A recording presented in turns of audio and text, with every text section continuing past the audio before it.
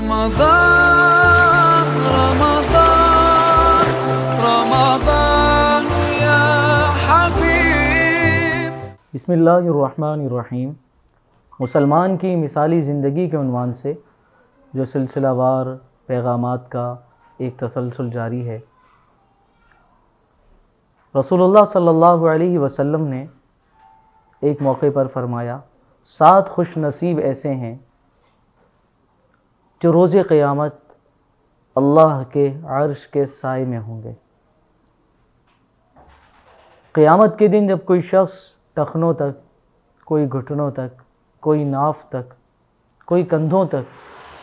اور کوئی پورا کا پورا پسینے میں شرابور ہوگا، پسینے میں ڈوبا ہوگا، اس دن اللہ تبارک و تعالی اعلان فرما کر 7 خوش نصیب لوگ ایسے ہیں انہیں اپنے عرش کے سائے میں جگہ نصیب فرمائیں گے۔ ان 7 خوش نصیبوں میں سب سے پہلا شخص جس کا تذکرہ فرمایا رسول اللہ صلی اللہ علیہ وسلم نے، وہ ہے الامام العادل، وہ شخص جس نے انصاف سے سربراہی کی۔ اب اس سربراہی میں محدثین نے 2 طرح کے سربراہوں کا تذکرہ فرمایا۔ ایک وہ سربراہ جس نے حکومت کے تمام کام انصاف سے سر انجام دیے، اور وہ حاکم جس نے اپنی رعایا کے ساتھ انصاف کا معاملہ کیا۔ روز قیامت اللہ رب العزت اسے عرش کا سایہ نصیب فرمائیں گے۔ رعایا کے ساتھ انصاف کا معاملہ کرنا، عدل کا معاملہ کرنا، ان کے حقوق ان کو ادا کرنا اتنا بڑا عمل ہے کہ قیامت کی ساری سختیوں سے اللہ رب العزت نجات عطا فرمائیں گے۔ اور دوسرا محدثین نے لکھا اس الامام العادل کا مطلب ہے سربراہ۔ اب وہ بھلے گھر کا سربراہ ہو، کسی جگہ آفس کا، کارخانے کا، فیکٹری کا، یا کوئی بھی کام جس کی سربراہی اس کو سونپ دی جائے وہ مراد ہے۔ تو میرے عزیزوں، اب اگر کوئی شخص فیکٹری میں اللہ نے اسے بڑا منصب عطا کیا ہے اور وہ اپنے منصب کو انصاف سے سر انجام دے رہا ہے تمام کاموں کو، تو یہ اتنا بڑا عمل ہے، روز قیامت اللہ عرش کا سایہ نصیب فرمائیں گے۔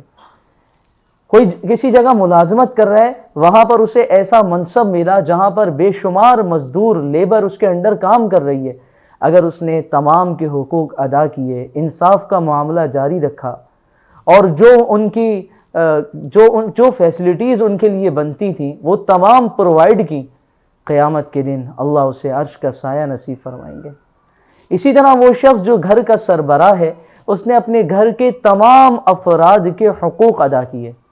بہنوں کا جو حق بنتا تھا وہ ادا کیا، بھائیوں کا جو حق بنتا تھا وہ ادا کیا، ماں کے جو حقوق ہیں وہ ادا کیے، والد کے جو حقوق ہیں وہ ادا کیے، اولاد کے جو حقوق ہیں وہ ادا کیے۔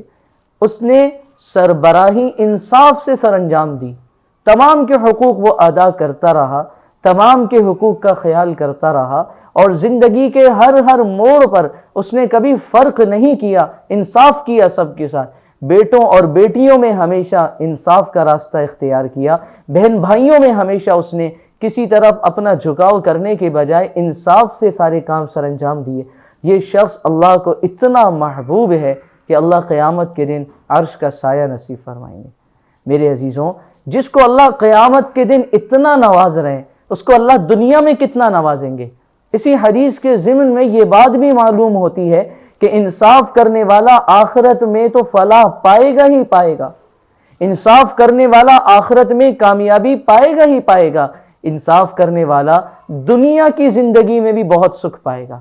لہٰذا دیکھا گیا جس نے جہاں انصاف سے کام لیا، اللہ کی مدد اس کے ساتھ ہوئی، اللہ کی نصرت اس کے ساتھ ہوئی، اللہ کا ساتھ اسے مل گیا، اللہ نے اسے برکتوں سے مالا مال کر دیا، اللہ نے اسے رحمتیں نصیب فرما دی، اللہ نے اسے سکون نصیب فرما دیا، اللہ نے اسے ترقی نصیب فرما دی۔ اور جہاں جہاں انصاف ختم ہوا، جہاں جہاں انصاف کے بجائے ظلم آیا، وہ سب تباہ ہو گئے، برباد ہو گئے، سکون چھن گیا، راحتیں چھن گئیں، اطمینان چھن گیا، میٹھی نیند چھن گئی، دل کا سکون چلا گیا، راحتیں چلی گئیں، سب کچھ چھن گیا۔ علماء فرماتے ہیں الملک یدوم بالکفر ولا یدوم بالظلم، کہ کفر کے ساتھ حکومت قائم ہو سکتی ہے لیکن ظلم کے ساتھ کوئی حکومت قائم نہیں ہو سکتی، کوئی حکومت باقی نہیں رہ سکتی۔ اتنا بڑا جرم ہے ظلم کرنا، اور اتنا ہی بڑا عمل ہے انصاف سے کام لینا۔ میرے عزیزوں، زندگی میں جتنا انصاف کے قریب ہوگی زندگی، جتنے انصاف کے فیصلے ہوں گے، جتنے انصاف کی راہ پہ چلا جائے گا، اتنی ہی زندگی آسان ہو جائے گی۔